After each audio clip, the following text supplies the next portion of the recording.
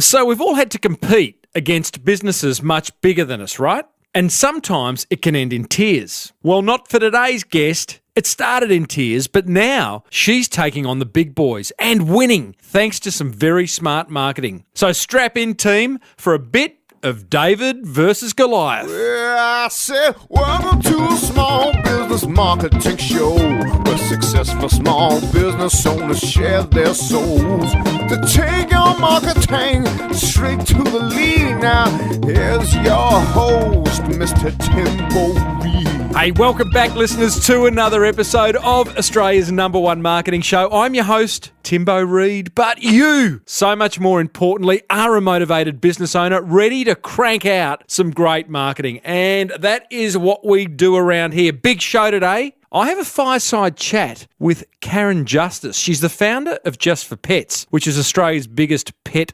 buying group. Pet store buying group, I should say. Not pet buying group. Karen shares some very clever marketing tactics she's using to ensure her 70-plus member stores stay relevant as the big boys close in on her from all sides. It's a wonderful, wonderful David versus Goliath story, as I said up front. I also I play an awkward grab from a pre-interview I did with next week's guest. Kind of an interesting little twist and turn that happened during that interview. Plus, I share an inspiring marketing quote from none other than the wonderful marketer himself, Pablo Picasso. Or is it Pablo? Pablo? I don't know. Tomato, tomato. So, big show, hey? Told you. And it is brought to us by the very good folk at Net Registry who get your online marketing sorted over at netregistry.com.au, and Audible, who has got more than 180,000 audiobooks ready for immediate download. And you can grab one for free over at audibletrial.com/SBBM. As per usual, there is marketing gold dripping from the Small Business Big Marketing's HQ. So let's get stuck right in. Join the Small Business Big Marketing community and have your marketing questions answered by other motivated business owners, including Timbo, over at crankmymarketing.com. Haven't checked in for a couple of weeks. How's everything? Business good? You're nailing it? I do hope so. I've had a pretty good week. Some good stuff happening inside the Small Business Big Marketing Forum. Had an exclusive member webinar only yesterday with Mike Rhodes, who is Australia's leading Google AdWords specialist, and he shared what's working with Google AdWords in 2015 and beyond. Brilliant webinar, and it's available fully recorded for all forum members to have a listen to forever after. Also, I did a great interview with a lady who started a business called Prize Pig, which allows small businesses to get on some national media coverage. That was kind of interesting. That's in the forum. And how's this? I have made an exclusive offer to all forum members who have been a member for more than 3 months to record me an up to 30-second piece of audio sharing what they've learnt from either listening to the show or being a forum member, and to promote their business. And I'm going to play them each week, one a week, going forward forever after. I thought that's just a nice way to give back, because we are all about helping small business succeed. And that was just another additional way that we are going to do that going forward. So looking forward to playing the first one next week. 99 Designs will be back in July for 3 months sponsoring this show. Love that. They've been out of action a bit because their budgets have been sucked up by much bigger podcasts over in the United States of America. But they're back because they missed us. Got to love that. I'm speaking at the Cairns Chamber of Commerce, a luncheon they're putting on in FNQ, Far North Queensland, on June 23. Head over to their website, cairnschamber.com.au, and you can book a ticket. Come and see me. Say g'day. And Paul Greenberg. You know past guest Paul Greenberg, who is head of the National Online Retailers Association? He's got some very cool expeditions happening in Melbourne and Sydney later in June, where you go and visit some really good online retailers like Vino Mofo and check out what they do at their headquarters. Head over to nora.org.au and you can book those. I was going to go on the Melbourne one, but I've just been booked for a job to speak, so I can't. Went and visited my mates at Net Registry last week in Sydney. Great to have Karen back after some maternity leave. Karen, I know you listen, so lovely to see you again. And so overall, a ripper week, and I hope yours was just as good.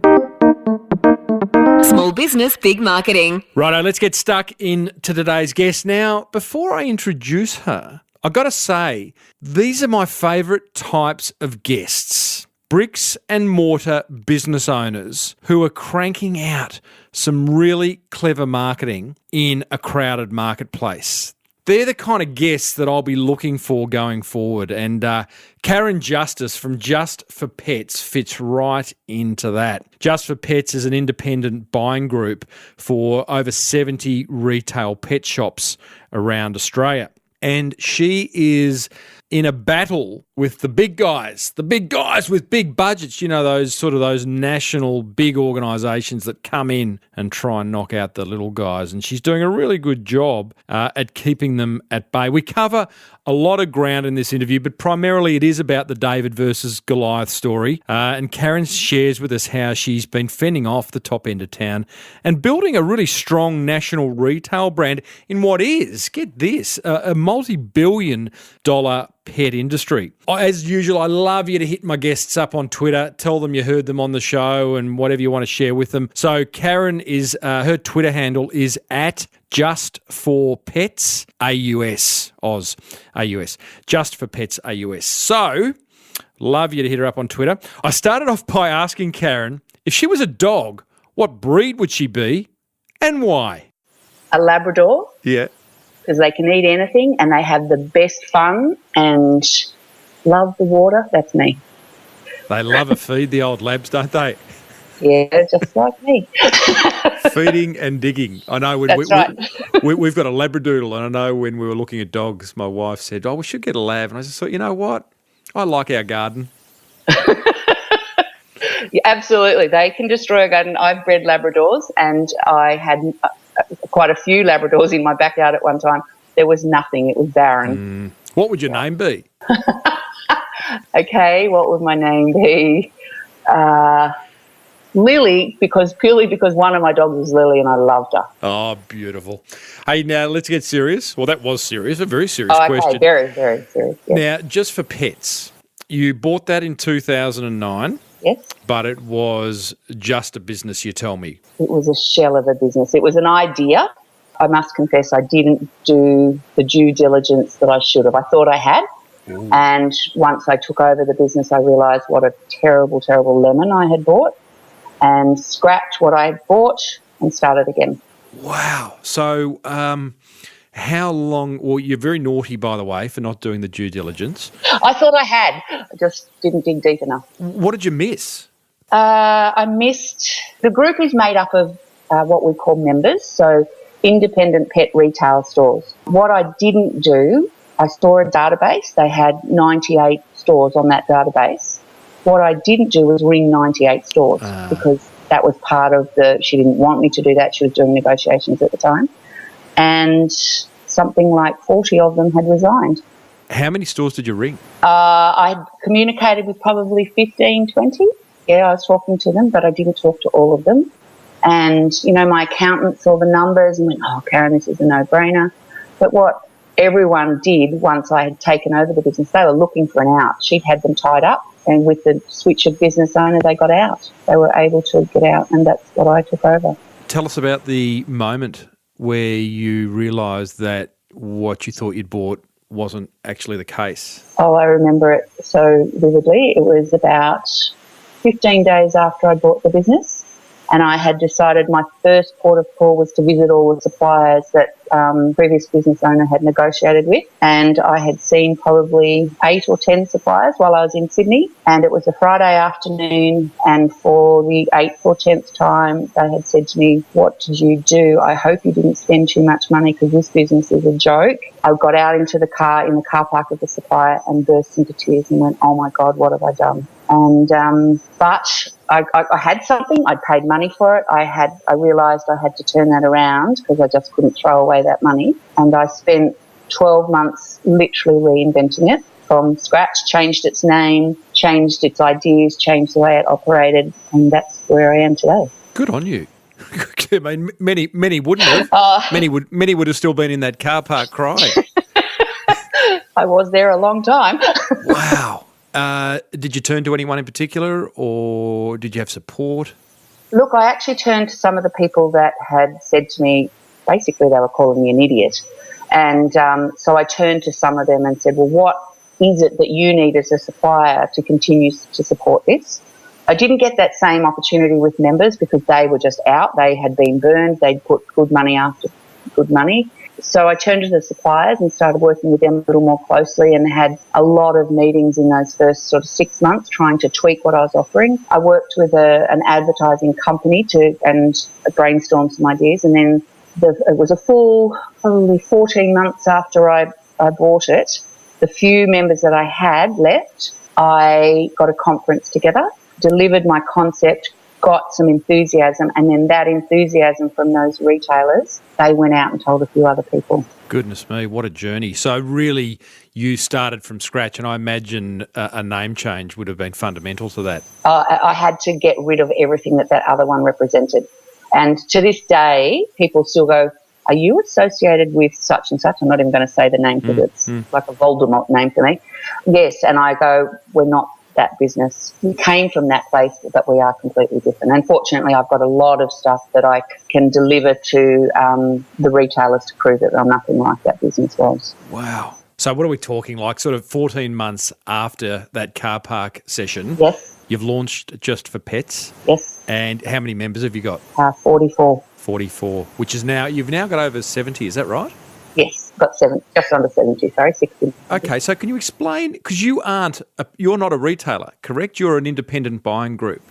That's right. So what Just for Pets is, and the easiest way to explain this to the people that ask me what I do, is we are the IGA of the pet world. So IGA is Independent Grocers Association, where all the independent grocery stores got together to try and compete with the Coles and Woolies of the world. So the pet industry and the sales of pet accessories and foods is a massively growing space. Mm-hmm. They're saying that by 2020 we're looking at about $12 billion, and we're currently only 7.6. So you can see how much growth is going to happen in the next 5 years. So with that came a lot of corporate money going, they needed to get into this space.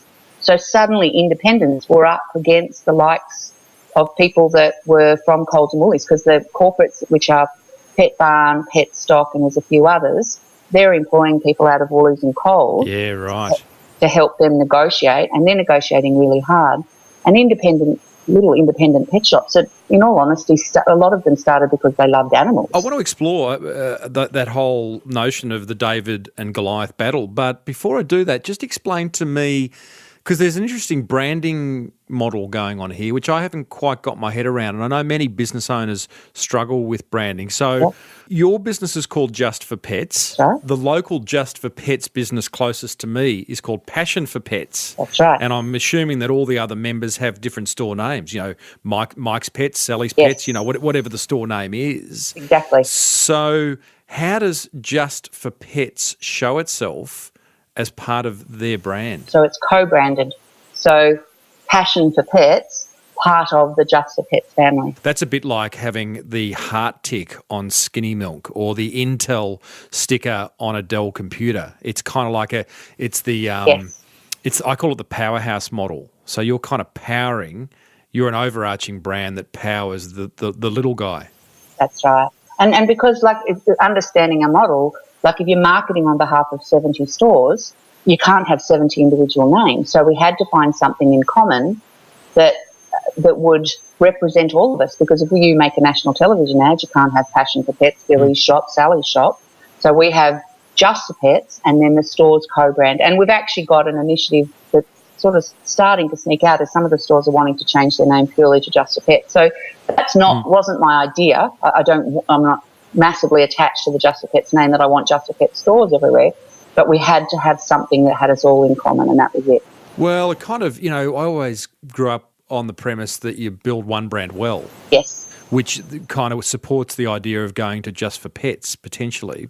But I'm sure there's some members' stores that are very attached to their name. Absolutely. And some of them have been, we've got a group of stores that are third generation. So they've had their name for a very long time, and at a local level, that name is very important to them. So they're not about to change that. But my research shows that the customer perceived better buying, better pricing if you are part of something bigger now. Yeah. Because the customer is, there's Retrovision and IGA is obviously the main one, and Mitre 10 that they're all familiar with that are independent businesses. Yeah. Gotcha. So let's talk David and Goliath. You're being pushed around by the big guys? Big time. Very much so, yes. Overtly, or just kind of in their what they're doing in the marketplace? No, I would say as obviously as you could possibly imagine. Oh, give me a big example, like midnight phone calls? No, biggest amazing example is one of an independent pet store, been there for 30 years, great store, great customers, large database. One of the corporate brands opened up directly opposite that store. Like there's zillions of acres around them, but they opened up directly in front that if you drove out of the independent store, you didn't even have to move your steering wheel to go in across the road and into the driveway of the other one. Wow. So they don't create customers, they try and steal them. So what happened? What happens to the independent store? Well, the independent was very savvy actually and built the loyalty knowing they were coming and offered them and saying, support us, we've been here for 30 years, we look after you, blah, blah, blah. And even gave every local customer that had been there for the time an extra 10% discount. And he actually survived and blitzed the corporate store. Really? But that's a happy ending story. There's not a lot of those, unfortunately. Okay, so give me a sad ending. Sad ending is, look, the corporate brands, the space that we're taking up, the pet specialty is only about 10 or 12% of the marketplace because Coles and Woolies still have a lot of the pet accessory sales. But the mindset of an independent business, if they see a pet stop or a pet farm come to town, there's a little bit of panic and they do things that are not good for their business. So if we could get them to stay calm, they can get through it. But the reality is that they do open up and sometimes within months the independent is closed. And does panic involve just price cutting? Yes. Yeah. Yes. They can't price compete. Okay, so let's do a little bit of role play. I'm an independent. Yes. The big fellas are opening up across the road. I am shitting myself. And I call you to tell you that I'm about to run a weekly sale where everything's just going to be cut in half. What do you say to me? I would actually talk you out of it. So what at my experience with those the big players is that they go hard with specials, usually for 4 to 6 weeks, and every single one of our stores will feel the pinch for 4 to 6 weeks because human nature says let's go and, curiosity, let's go and have a look, let's go and explore, let's buy something cheap. But the reality is the experience inside those shops is not that of an independent. So I tell my retailers to stick to what you're good at, and that is great service. You offer great advice. You know most of the people by name. Quite often they know the animal's name. People love that experience. Australians like that sort of stuff. Going to a pet store and, hey, how's Fluffy today? They don't get that in a corporate store. So I tell them to stick. Yes, they can do some specials. I'm not discouraging that, but don't go hard and price compete against them. Yeah. It's not possible. Yeah, so it's that 4 to 6 weeks. Deep breaths, team. Suck it in. It's going to hurt. Yes. And let them experience what non-personalised service feels like. Love it. That's right. Yes. Listeners, I'm speaking with Karen Justice, founder of independent buying group Just for Pets. Before we talk marketing and brand experience, here's a word from 2 businesses that can turbocharge your marketing. A common complaint I hear from small business owners is that marketing their business online does their head in. Sound familiar? Is your website not producing the results you'd love? Is it hard to update? Does it rank poorly on Google? If your head's nodding, then maybe it's time to give NetRegistry a buzz. They'll get your online marketing sorted quickly and cheaply. NetRegistry actually hosts the Small Business Big Marketing website. You don't need to be a pro when it comes to the internet team because they are. And they make it simple and straightforward, getting you a domain name, website hosting, design, whatever you need to market your business effectively online. Visit netregistry.com.au or call them on 1300 638 734 to get your online marketing sorted today. And tell them Timbo sent you. Get on Timbo's mailing list over at smallbusinessbigmarketing.com. Audible is offering you a free audiobook of your choice and a free 30-day trial membership. Just go to audibletrial.com/SBBM and choose from over 180,000 audiobooks. Download a title for free right now. Well, after the show's finished. Seriously, it's that easy. Go to audibletrial.com/SBBM and get started today. Smallbusinessbigmarketing.com. And we're back, Karen. So, let's talk about experience. Let's talk about, therefore, what sets you apart from these big buying groups. What's the number one thing that does that? Service. Yeah. Truly believe service is our number one. So do you, because that's, I mean, that could be a cliche. We hear that a lot. Yes, absolutely. Yeah. I'm guessing that's not with you. How do you embed amazing customer service into these independents? We've spent 18 months trying to work out, because, service and advice, that's such a catchphrase now that everyone uses, and we're part of your local community is also one. We wanted to find something. How do you tell the customers that you are a different experience to a corporate store? How do you tell them that you offer service and advice? And it can't just be that, I'll carry your dog food to the boot of your car and all those sort of things. So that's why we came up with the concept, the Pet Health Centre concept, that it was a way of not only saying it, but showing it. What was the concept you mentioned? The Pet Health Centre. Yeah, okay. So let's talk about that, because I think this is a game changer. And, just before you explain that, I mean, one of the things that I find in marketing is that if you build that emotional attachment between you and your customer, yes, then you've got them maybe for life. Certainly, they're going to find it harder to leave you.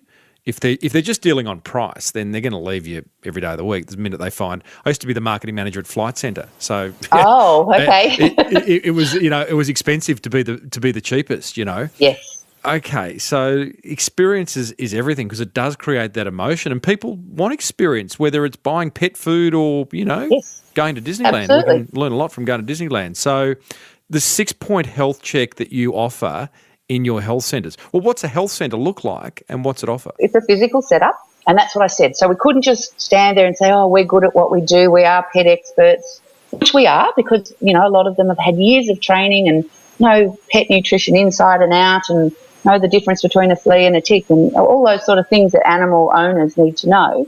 To yell our point of difference to the customer, we put a physical setup in. So there's a bench, there's a set of scales. We have an electronic registration process so that you can bring your animal in, and it's a free service, and see the knowledge that your local retailer has. So they go through a 6-point check, from nutrition and weight management right through to behaviour management. And those 6 points you go through from top to tail. And it's a support service, but it's also an education service. My background is actually, I'm a child and family health nurse by trade, if that's what you say. People, as a baby health nurse, people come into you to be reassured that they're doing the right things with their baby. So as we humanise our pets, and we're now looking for quality nutrition and making sure their teeth are looked after, I realised that the same model that was my baby health clinic could also flow through to a dog or a cat. Love it. Yeah, so... Love it. Yeah, we have people bring in their dog, and mostly... It's a bit like going to the chemist before you go to the doctors. That's exactly what it is. It's because going to the vets or even going to the doctors is an expensive experience, and in my world, in the health world, people, in the human health world, people used to come in to validate their decision to go to the doctors, because I don't want to spend $70 if I don't have to. But every time you said, I'm so sorry, your baby's got a rash that I can't give you advice on, you need to go to the doctor, it was an easy decision for them. So it's the same in the pet world. The dog's got an infection in their ear, but they'd like to have the decision to go and spend $80 at the vet's validated before they commit to $80 that is, you could have just got a product from the pet shop. I shared this idea with my family last night of your 6-point health check, and there was a little bit of scepticism, which you've probably experienced out in the marketplace, which was... Oh, definitely felt some scepticism, yes. Well, who is this person that's going to be making decisions around my pet? Are they a vet? No. So how do you overcome that one? Okay, so what we've done is we've set up an academy. So we have a Just for Pets Academy. Love it. And all our pet experts are trained. Petsperts. Pet expert, yes. Look, the reality is, from a general consumer perspective, they don't understand how much training someone who works in a pet shop does. Yeah. There is training all of the time available, whether it be in nutrition, whether it be in parasite management, behaviour, looking after skin and coat, clipping nails, all of those sort of things. That happens just normally. For you, there's surely a marketing opportunity for you to share that. I mean, I'd love to see, maybe you've got it, but maybe a YouTube channel that goes into some detail and shares what people are learning who work in these shops. We have already. We've got a YouTube channel with exactly that, because we're not just retail people. We are animal lovers. We're all passionate about our own animals. So whether it be on the back of that, I don't know what it is, but we're all driven to learn. And I don't know anyone in my group, whether it's the owner or the staff, that doesn't know a lot about pets. And it might be one species. It might be they're a reptile, nut, or a fish nerd, as we call them in our industry, or, an obsessive dog lover. Yep. But they all have information to share. Yeah. When we first rolled this idea out, we actually did a pilot, and I met with the girls that we picked. We picked a certain area because we were working on a shoestring budget. So we picked an area that we could get 4 stores into one television viewing area. So I met with the girls that were going to run the pet health centres inside the stores. They were beside themselves with fear at being called a pet expert. Yep. And I calmed them down. I said, just do one and come back to me and tell me what the experience was. Every single one of them said, but I knew all the answers. And I said, see, you've just got to trust in what you've already learnt. But what we've done is we've actually increased that, and the academy is way more than just basic education. It's quite in-depth, and there's 6 modules with a lot of lessons in each module, so they are pet experts in every sense of the word. So the academy's delivered online, on sort of an online training course. Yes. The health centres, there's a cost to that. It sounds like you're setting up a physical presence within an independent store. Is that something that Just for Pets cops, or you ask the store to build that? We've sought sponsorship. Love it. So we work with some very big brands in the pet industry. Geez, you're clever. I try. Keeps me awake at night, I've got to tell you. Oh, well, that's all right, Sleeps for wimps. Yeah, I agree. It's amazing what you can get done between 10 p.m. and 2 a.m., huh? Absolutely. Actually, my special hour is 3:30. Oh, there you go, the magic hour. Yep. So do you? So you've gone. Okay, you've got an idea. Yes. You deal with some big brands, I guess, Yes. pet food brands and all sorts, pharmaceutical brands, all sorts of. So you've said, hey, you want to put your name to the Just for Pets Health Centre? That's exactly it. Yes. Was that a hard sell? Look, I actually put the concept to the suppliers first, because I knew that it was going to cost me some money. Yeah, right. And it was unanimously loved. We nutted it out for a little while, because we walk a fine line in that we're not vets. We tell everyone we're not vets. We're not doing an examination as such. We're just working through everyday questions that you would come to the counter, but putting them in a group. The majority of people will ask about bad breath, or, a rash, or my dog's overweight. So we've condensed all those common questions into a process. And what we've actually discovered is the referrals to vets are quite high, because people are coming to validate that decision. And we've actually got local vets working with us, because they also saw that they're not getting that, they're not got that walk-through traffic that a pet store has. So they're working quite closely with some of the pet shops as well. It would require an open-minded vet, I would have thought, because the initial instinct would be, well, you're going to take business. You're kind of taking business already. My son works at the local vet. He has done for the last 3 years, and we go up there a bit, and, they sell all the foods, and, they've got all the gear there that I could potentially buy at a Just for Pets member store. So good on those vets for being open-minded to the idea. And well, as one of our vets actually said to us, I don't know who I don't know. And you've got 100% traffic in a pet store that are pet owners. We found that it's something like 40% of the people that came through our pilot haven't vaccinated their animals and weren't necessarily across the need to vaccinate them. So suddenly those 40% are new vet clients. So when you're working with the vet, it's actually a win-win, because some of the research shows that albeit we're spending more on our pets than ever before, we're quite discretionary in that spend. you don't want to spend the vet money if you don't have to. So a free check identifies something that must go to the vet, and in most instances we'll ring the vet and make the appointment there and then. Yeah, brilliant. So it's a win for the vet as well. So, Karen, adding the health centre and the 6-point health check to the member stores that have taken it up, what's it done for their bottom line? Drastically increased basket size because people are buying products. It's more prevention as well. So they're spending more on their animals through our stores as a result of this health check. Love it. Yes. I love a good marketing idea. Have you got a big one, any other big ones sort of on the drawing board that scare the hell out of you, but one day you think you'll implement? No, this one's still scaring me a fair bit. So. Does it? Why? Yeah. Oh, it's a process. It has to be implemented. You know, we've got 70 stores. I've got to implement it well in every one of those stores. Yeah, right. So for me, the next 12 months is about fine-tuning that, getting it absolutely right, making sure everyone's educated, making sure the vets are not offended, making sure we're working well with the vets. I've got to do that store by store. So that's how many member stores have you got it in? Right now we've got it in 39. Wow. We've got another 12 that are committed, so they will roll out over the next couple of months. So it won't be all of them, because there's some that are more produce stores and they're not set up to do this sort of thing. Mm-hmm. And I'm very comfortable with that. So my goal is 50, and we've hit that basically with this next lot. Love your work. Yeah, thank you so much. Well, it's just a good story, and I love the idea of offering experiences in marketing is good, and seeing the independents do so well is also good. One last question about your marketing. You've got a Petalog, which I love. That's a magazine. Is that a printed magazine? I've got the PDF in front of me, but is that a printed magazine?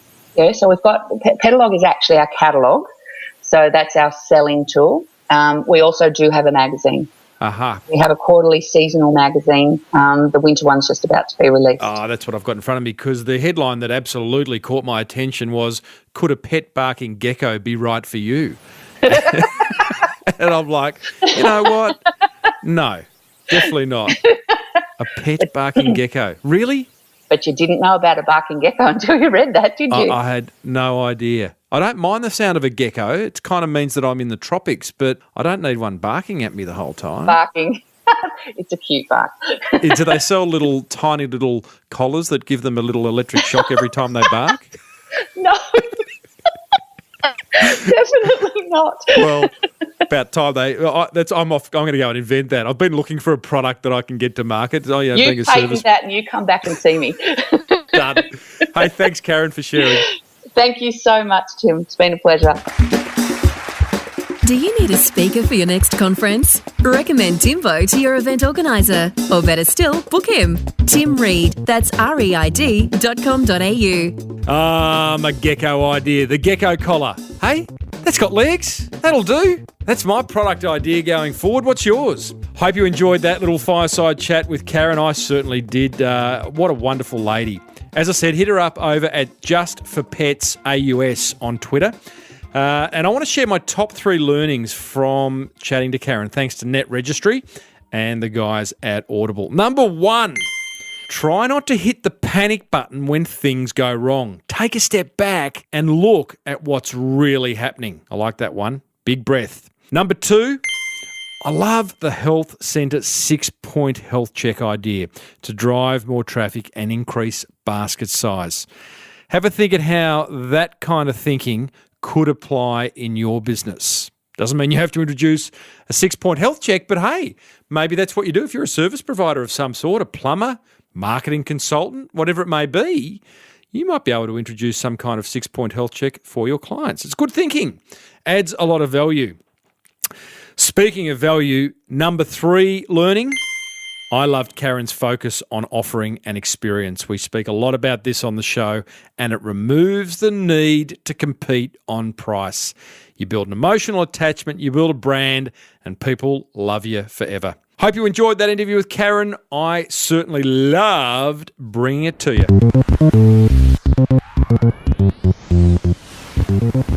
The artist Pablo Picasso once said, "Every child is an artist. The problem is how to remain an artist once we grow up." So I just want to give you some insight into an interview I've got coming up for you next week. So what I'm doing more and more of is doing these pre-interviews with my guests where I hook up with them a few days beforehand and have a chat to find out what area we should really focus on to ensure that the interview that I bring you is the best it can be. So I did my pre-interview with next week's guest a day before I interviewed him. Now this guy's name's Ben and he has a business, an online business called My Nice Tie. What was interesting about Ben is that he's created a video on YouTube that's all about how to tie a tie that has 25 million views, right? So when I see that, I'm going, this guy must be creating a monster business and earning an absolute poultice as a result of it. So I contacted him, did the pre-interview. He revealed how much he was earning as a result of having 25 million views with one YouTube video and the flow-on effect to his online tie store. And it wasn't what I was expecting. So then, coming towards the end of the pre-interview, here's what Ben said to me. So one other question. From what I've told you about the business, it probably looks bigger than it is. Correct. And I find that really interesting. Is this enough information? Is it going to be interesting to people, you think? You know, my angle, and I'm glad you raised it, because when you said 25 grand, you know, I was quite easily thinking, what, a day? A month? Very interesting, hey? So look out for that chat with Ben next week. I think I'll title it something like When Marketing's Working Beautifully, but not necessarily generating the sales you dreamt of. Follow Timbo on Twitter @TimboReid. That's REID. Righto, so that almost brings us to the end of what has been an action-packed show. I hope you've enjoyed it. As I said, interesting interview next week. If you're serious about taking your business to the next level, then join hundreds of motivated business owners inside the Small Business Big Marketing Forum over at Crank My Marketing. Be sure to hit me up on Twitter @TimboReid. And be sure to use NetRegistry to get all your online marketing sorted and grab your free audio book thanks to Audible over at audibletrial.com/SBBM. Until next week, I'm Timbo Reid. Always have been, always will be. May your marketing be the best marketing. Bye for now.